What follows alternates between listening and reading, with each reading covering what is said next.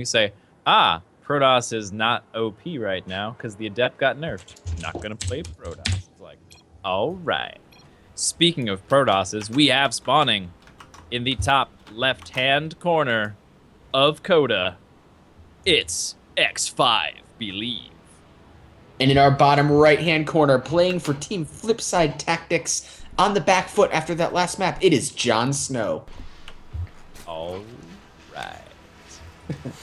Oh man, that was not the kind of win you can kind of, or loss you can kind of brush off either too easily as JonSnow. Like it was a weird mix of like cheese but then the game didn't end and there were Dark Templar and that doesn't feel good. Like that's just frustrating. I think he's gotta, like we'll see if he has good kind of emotional regulation, good control. Can he take a breath and just kind of reset into the series, or is he gonna let that affect and tilt him? Yeah, I think it's... I'm not sure. The thing that's getting me, just for the emotional state of JonSnow, is building all of those overseers, which could be, like I said, a stylistic thing where he's like, yeah, I just build a lot of overseers and that's how I deal with it. But then he was keeping them all in one place, so he wasn't getting that detection spread that would have helped him, see the DTs coming or just be able to deal with the DTs quickly because he has detection all over the place.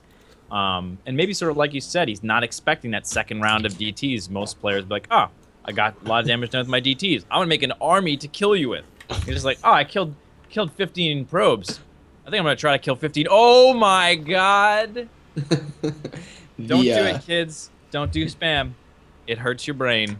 Sometimes when you're spamming, you accidentally hit that stop key and all sadness breaks out and you lose minerals. Wait, was that the Protoss or the Zerg? The Protoss. Oh man, I was looking at JonSnow's base. I'm like, yeah, I want to watch these drones mine, and I missed that comedy of errors. Yeah, I have it trained to the observer because I'm lazy and I don't feel like observe. Occasionally I'll be like, does he have any spore crawlers? And I'll check, and I'll be like, no, okay, and then I'll just go right back to it. But a little bit of scout action going on here. So he's going to realize this is indeed a Nexus first. Greediest of the greed from Believe. I mean, he's not going double Nexus before Gate, which is, that's what I would do. But, I guess he's Believe, so. If Cats played Protoss. If Cats played Protoss, I'm sure that Cats can make that work. Proxy Nexus cannon? Yeah? Yeah. Yeah. Why not? Why not? Well, recall's a thing. You could put a Nexus in your opponent's base, recall your army there. Why not? Yeah. It save you all that time. Think about it. You would save like 17 seconds. Not even Blizzard seconds. You would save like 17 real seconds getting your units over there, which would help you because you would negate the defender's advantage of your opponent by being able to make units practically right away, right next to them. If only Protoss had a way to do that without building a Nexus. Well, you could get Immortals there very quickly as well. A 3-gate Immortal Proxy Nexus build. Yeah, guys, forget about that, man. 3 Robo Immortal. Just don't build anything else. 3 Robo Immortal, Proxy, Nexus, Recall, build. Get out there on the ladder and make it happen. Send a replay to JaKaTaK@gmail.com and I will cast the hell out of that. In any case, we have a Forge going down very nicely. Yeah, and I think it's just going to be a standard kind of macro slugfest, it looks like. And that's what I really want to see, I haven't seen either of these guys super in their element, like both at the same time. Yeah, I think the fact that he hasn't gone for any tech at all or extra gates yet, and he went for a Forge, like, pretty much, like, his tech choice is Forge. Like, what kind of tech units do you want? Forge units. Like, Forge doesn't unlock any units. It unlocks upgrade units. Sick. +1. So the Protoss will tech up eventually, not right now.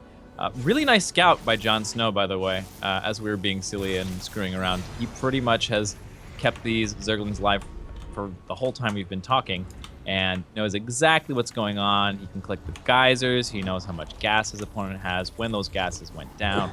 He knows that there's a Forge and nothing else. I mean, he might even be like, wait, where's the tech? What's going on? Did you proxy me? Like, what's going on?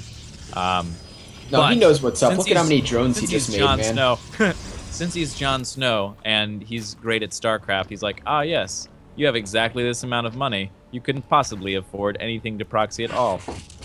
Whoa! And here comes the gateway explosion, Jack. Well, Uh, if it first, if 4 gates worked well, imagine how well 7 gates will work. Think about it. yeah, man, the 8-gate kind of a build. There's like 2 guys that kind of like they say independently invented, like 2 people independently invented the telephone at once. Mm-hmm. Yep. Like Jim and Hitman kind of independently invented the modern 8-gate. Like the Chinese scene has their own version. It's a little bit different. The NA one is a little bit different, and they're both just brutal to play against as Zerg. Like there's so many force fields, so much DPS with the Zealots and Stalkers, and Jon Snow I think is gonna have a hard time holding this. Yeah, I think we were really silly to say that Protoss and then taking it to the late game in the same sentence. That was really silly of us. I don't know why we did that. Oh, could be a nice catch on this sentry here though, Jack. And it looks like he does get it for just 1 Zergling, which is great. Yep, It's a nice Zerglings start. get cleaned up. You always want to take down those sentries. 13 roaches on the way. He looks like he's in a pretty good position to be able to deal with this. As far as the drone count goes, he's on 47, so he hasn't gotten too high on that drone count. And that's where you worry, right? If the drone count's too high, that means he hasn't had enough larvae spent on making units. And he's going to try to get a really nice concave here, but it's going to be difficult.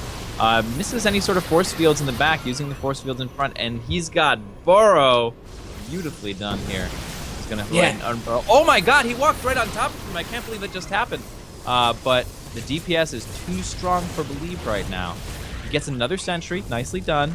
Being very patient here, waiting for just the right moment. He bought himself some time for a spine crawler to finish as well, so that will be helpful. Believe, of course, is doing the standard 10 minutes 8-gate cannon rush build. That's just for detection, yeah. I think Jon Snow is going to not be expecting this. All of a sudden, these roaches starting to disappear under the firepower of the Stalkers. Now the detection is available. These roaches backing up into the natural, trying to escape. He needs to keep that roach ball alive. He cannot allow Jon Snow to start Believe to start overrunning him. And it looks like both players kind of taking this very patiently. Well, Believe starts up a robo facility back home. Absolutely, because if this doesn't work, he can build Immortals and do it again.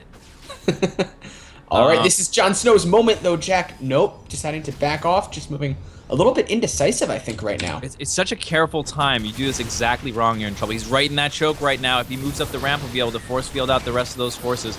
The proxy is going to go down, but he should be able to buy himself enough time to kill this hatchery and jump out of there. Oh, it's being targeted down. The mothership core is down to about a quarter health. Gets out of there. Yeah. Actually, less than a quarter, because they don't have the same amount of shields as they do HP. So that was actually quite low. Yeah, man, I think Clean up Jon proxy Snow mounts knows for- he has to put on counter pressure right now. Yeah, I mean, he's pretty even, economically speaking. Long term, he's got a pretty good space.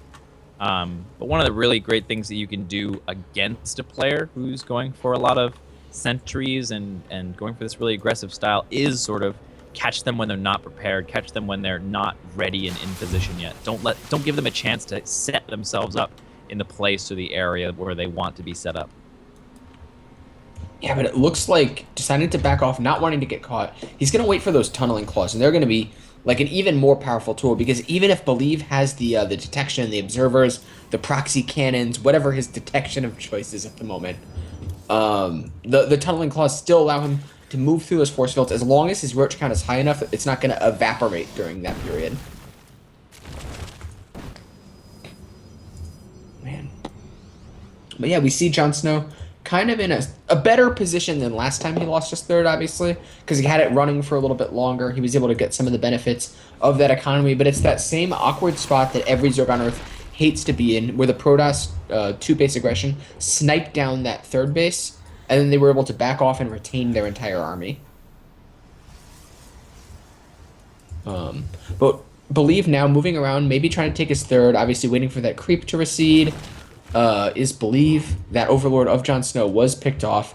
And JonSnow looks like he is going into Hydras behind all of this. Adding on that +2 range is going to be very, very critical when dealing with any kind of engagements that are coming up. But JonSnow going for some counter pressure. Roaches moving up into that little middle spot between the natural and the third. Well, another Nicely done. Nicely done. Snipes that. He actually almost gets his units through, but it doesn't matter if the units are there. You're just going to go ahead and burrow and run through. There was an observer here. He did cancel the third, or rather prevent the third from JonSnow. Some of the roaches are going to get caught out over in this bottom section, but keep in mind that all JonSnow has to do is continue to stall for time, make sure that Belief stays on his side of the map, and doesn't get a third. And if he does that, he's totally golden. Got 57 drones to the 26 probes of his opponent. So even if this third base goes down, which I think he's going to save it. Oh my god, it's getting really on point low. With the target firing. Good transfuse. And the transfuse. Yeah, great position here. Great position. He killed like 25, I think, workers in that last attack. So yeah, we're at double workers for JonSnow right now. One extra base as well. And ooh, he's even managed to save a couple of burrowed roaches, saving them for later.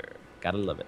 Yeah, I think his only thought right now is, I don't want to die. As long as he doesn't die in like the next minute or two, he's in such a just great position. Because Belief still does have basically equal army supply. And so he has this like short timing to make something happen. But he starts +3, so maybe he decides he wants to go in it for the longer game, or maybe hit some kind of timing. Oh, he's gonna try to snipe the third here. Oh, but it looks like all these roaches and hydras should be enough to shoot it away as long as JonSnow... No, they didn't shoot it down! No! They didn't shoot... Oh my god! There was a little bit of miscontrol on both sides. He didn't target the hatchery right away, but then the workers, the army of JonSnow was moving in the opposite direction, and then for a second, for just maybe 2 zealot swipes, the 2 zealots that were left started to chase that army. That is a very, very, very vulnerable third base that JonSnow is holding on to, but as Day9 likes to say, a 1% hit point hatchery mines just as fast as a 100% hit point hatchery. You know what else Day9 likes to say, Jack? When behind, Dark go Shrine. Dark Shrine.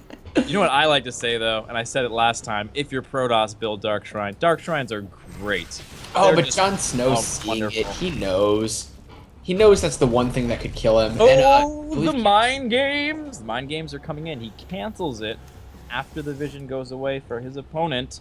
He's going to tech switch into no economy. a very good tech choice. No, but in seriousness, I think he'll probably... Nope, going for Storm. I thought Archons would maybe be the choice. But they can kind of be good against those squishy Hydras if they can get on top of them with like force fields and that kind of thing. But it looks Storm like good he's unit, though. That's Storm I've good heard unit. that. Storm good unit. I think that's a fair assessment. So it definitely is an interesting decision.